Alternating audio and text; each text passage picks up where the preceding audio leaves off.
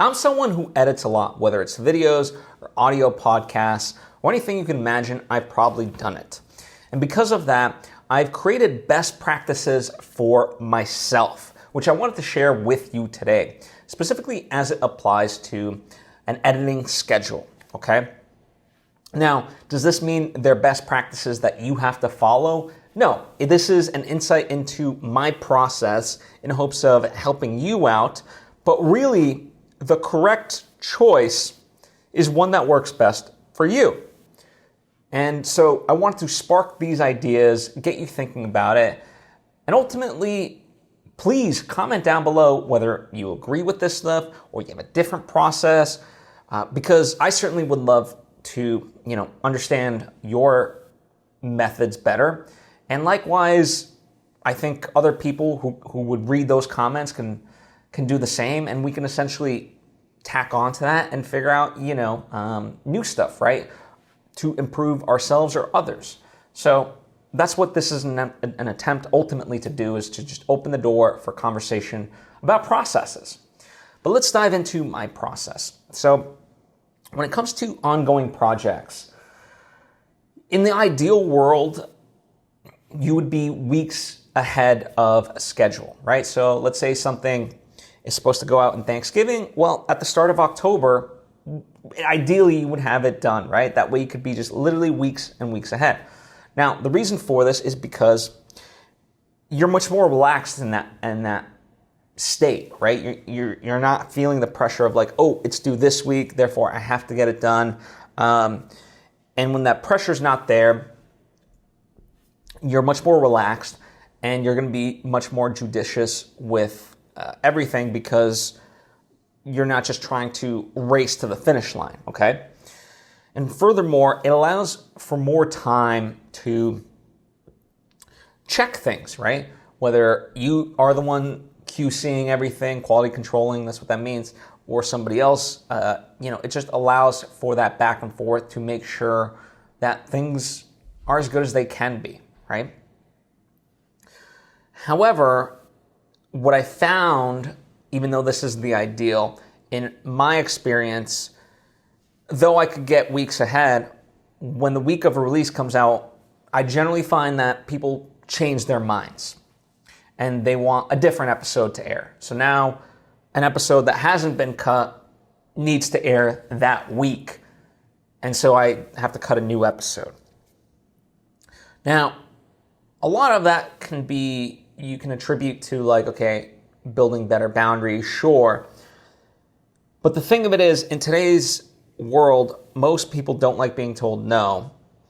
Furthermore, just by the nature of the media landscape, people want to have their content be as relevant as possible. And so if there's something news related or just a topic of interest that like fits better, they'd rather have that than perhaps what they originally planned, which is fine. It's the way kind of things are.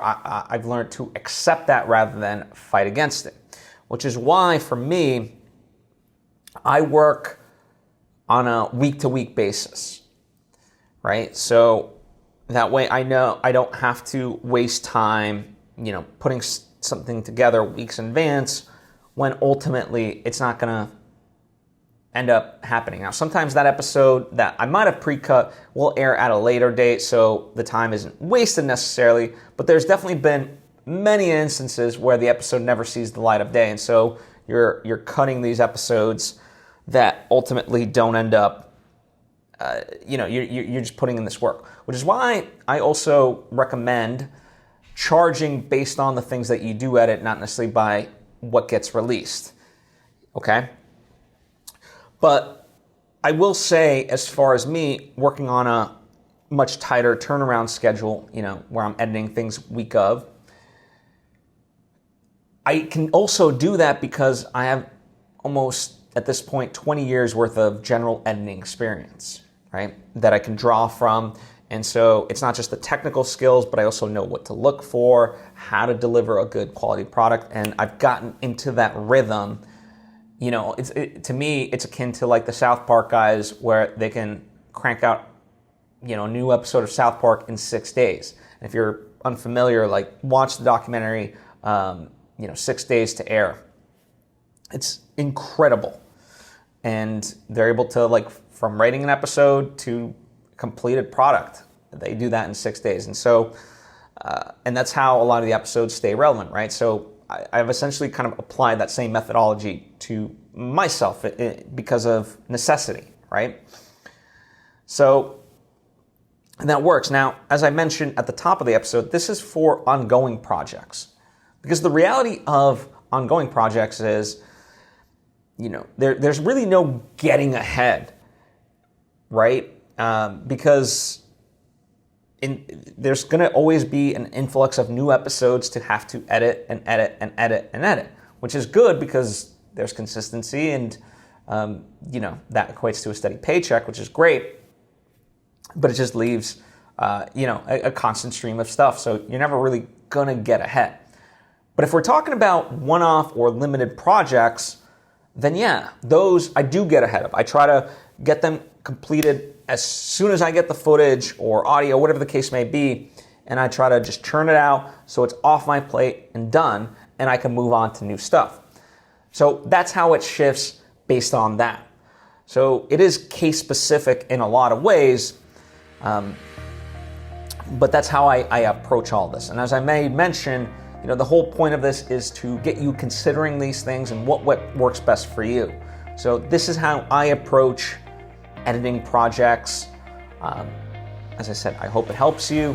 Please comment down below, what could work for you, what doesn't work for you, and why not. And also, what is your current process? I'd love to hear it. And as I said, start a discussion so we can all help each other. Anyway, I've yapped your year off long enough. Thank you so much. As always, I truly do appreciate it, and hope to see you next time.